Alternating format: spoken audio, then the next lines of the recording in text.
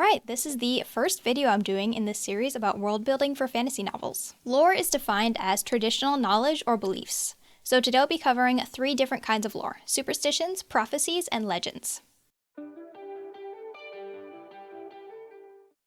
The purpose of this video series is to give kind of a jumping off point for beginner world builders, and to give you ideas on how your world building elements can affect your stories. This is geared towards writers, especially novelists like myself. First, we have legends. A legend is a story coming down from the past, especially one popularly regarded as historical, although not verifiable.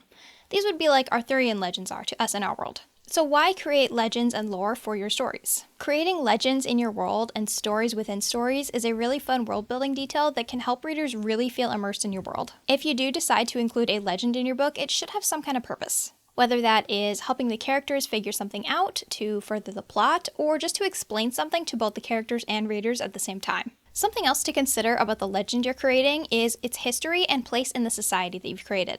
So where does this legend come from, and how do people know about it? Maybe this story was carved into a wall thousands of years ago, or maybe it has just been passed down through verbal storytelling throughout generations. So was this the story of a prophet, or is this maybe a collection of details pulled together over time to create a larger-than-life story about a true historical event? The amount of history versus fiction that your characters actually know about these legends can be played with a lot. These can also definitely be used to foreshadow the reveal of truth later on. Next, consider what level do people in your world actually believe in the story. So is this something in your world that only certain cultures believe in? Do some people take this as true history? And if so, why? Has anyone ever tried to find the truth behind this legend? Is this taught in schools, or is it more of a fable that's saved for campfire stories? You can also think about if there are any discrepancies in different versions of the story. So maybe this story is a couple thousand years old, and so as a population split apart, maybe this group of people on the East believe in this version of the story, while the people on the West might believe something with a slightly different ending. Consider how you want to present this legend to the reader. You could just have one character tell it to another directly to get the story out there, or you could have the narrating character kind of think about it.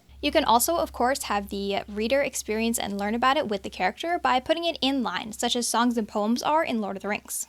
I have a few legends mentioned in my books throughout my world of Alexia, and I've written these into short stories that I plan to have as little companion stories to come out alongside each novel. The next kind of lore is going to be prophecies.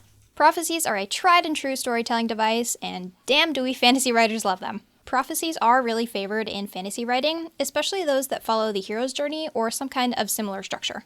So when you're creating a prophecy, here are some details you can come up with. First, where does it come from? Was it written on an ancient scroll thousands of years ago? Or does a prophet just come up to the main character in the street and say, "Here's a prophecy for you, buddy"? And similarly, how does the main character actually hear about this prophecy? Do they know that it's about them right away, or do they have to figure this out? Maybe they read the prophecy in a book or museum, and then throughout the story they eventually figure out that it's about them. Also, how much does the reader understand right away? If the reader has information about the prophecy that the character doesn't, that could lead to some really interesting tension throughout the book. And lastly, for prophecies, how does it come true? Of course, the unspoken rule for prophecies is that they have to come true in some way or another. So a lot of the time, the reader will be presented with the prophecy, but it's a little scant on the details.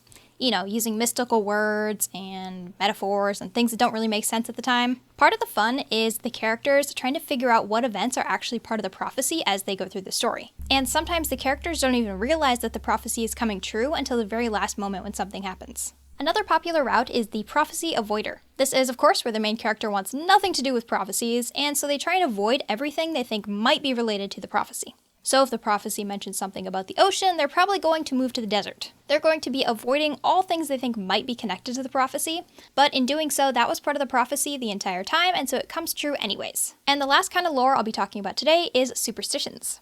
Superstitions are a little bit different than the other 2 kinds of lore we've talked about, but I feel like they're close enough, and I wanted to include them somewhere in this video series. A superstition is a belief or practice resulting from ignorance, fear of the unknown, trust in magic or chance, or a false conception of causation. So any superstitions that you have in your world are probably going to be a byproduct of your other world building. So if maybe the people in your land believe that the princess went mad from looking at a double rainbow, they'll probably stay inside after it rains all the time. A silly example, but you get the idea. Wives' tales are also a kind of superstition too. If something is seen as taboo in your world, people will probably come up with other reasons why people should not do those things. Usually these are made up to scare children away from doing things, but this could also be for everybody. Obviously, you do not have to have all these details figured out. These are just different ideas that you can use to jump off of and get your world building rolling. If you'd like to dive into the world of Alexia, you can check out Age of the Gods, which is a free short story I'll have linked down below. Alright, that's all I got for you, so thanks for watching. Bye!